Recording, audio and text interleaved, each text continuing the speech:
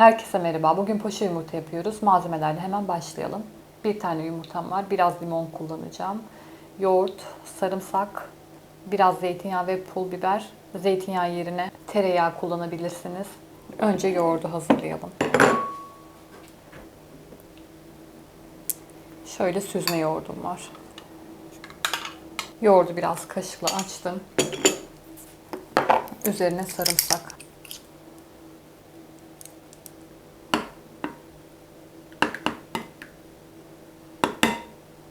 Şöyle bunu köşeye alıyorum. Bu hazır. Bir tane yumurtam var. Onu kırıyorum içine.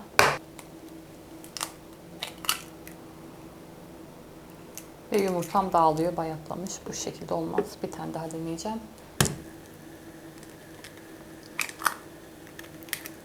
Çok şükür. Şöyle bu dördüncü denemem. Dördüncüde tutturdum. Bunlarla da kalsiyum gübresi yapacağım sebzeler için. Ve kanala ekleyeceğim yine. Şöyle etrafına biraz limon sıkıyorum.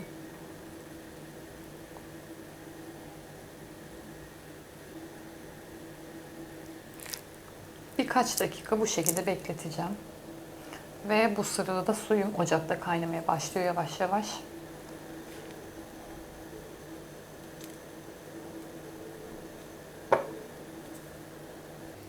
Çok fokur fokur kaynamayacak su. Şöyle bir kaynama yeterli. Yakından yumurtam bu şekilde gözüküyor. 2-3 dakika beklettim. Kenarları fark ettiyseniz daire içine alınmış gibi oldu limon sıktıktan sonra. Bunu şöyle yavaşça içine atıyorum.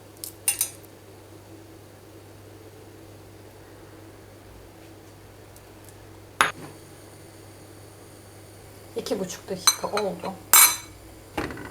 Ocağı kapadım. Bir kevgir daldırıyorum içine. Şöyle alıyorum.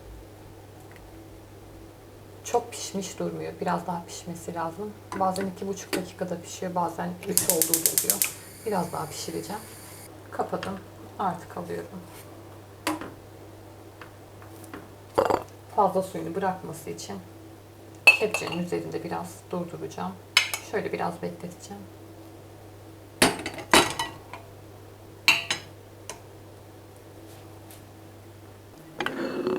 Şöyle yumurtamın üzerine alıyorum. Bunun püf noktası limonu sıktıktan sonra biraz beklemek. Yoksa çarşaf gibi açılıyor.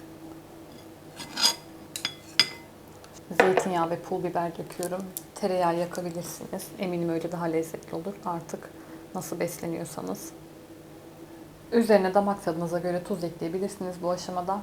Biraz yeşillik. Yeşillikleri kuruttuktan sonra ufalamadan muhafaza ederseniz çok daha iyi oluyor.